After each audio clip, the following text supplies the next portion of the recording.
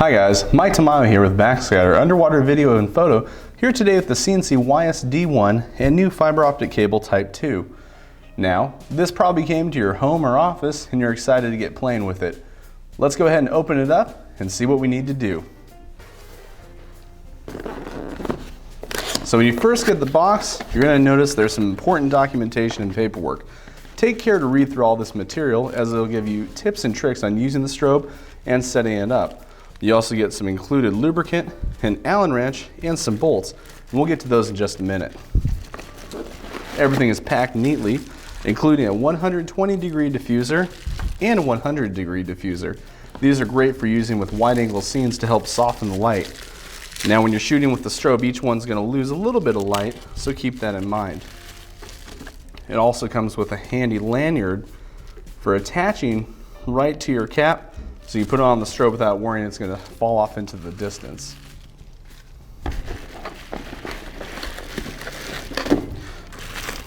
A couple extra accessories here, and the strobe comes wrapped pretty nicely. Now, as with most CNC strobes, it has the standard YS adapter on the bottom. This will work with a few different accessories, including CNC arms, ultralight arms, and the Backscatter flex arm. But if you're like most people, you probably want a ball mount on the bottom. CNC really did one better and included the ball mount. To install, we simply remove the YS adapter on the bottom using the included Allen key. We also have one handy here. So remove the two bolts on the bottom.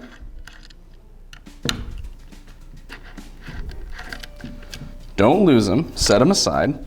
You can set that YS adapter off, and then simply installing that ball directly on.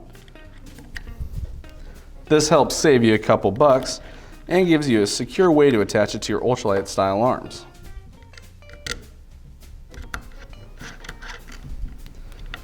Snug that down a little bit and we're good to go. Now also included is going to be the YS bolt. Now this bolt is for when you're using it with either the Backscatter flex arm or some of the other YS style converters. It would attach by going through the side without the screw on it and tightening down. Since we're not using it, we'll set it aside here. That's everything in the box. We can set that aside and take a look at the strobe. Now the CNC YS-D1 strobe is one of the best ones that they've ever built. It's got a guide number 32. It can work with both fiber optic connections, and on the bottom here is an electronic connection for you looking to shoot it with DSLRs or other rigs. There is an O-ring here that you do have to maintain. It's always good to clean it, lubricate it, tighten it up, and periodically check on it even if you're not using it. You don't want it to go flat and develop a leak down there. Now on the rear we've got this opening. Rotate it open till it snaps, pull it off, and then internally you've got room for 4 AA batteries. We recommend the rechargeable and loop type for longevity and great firing.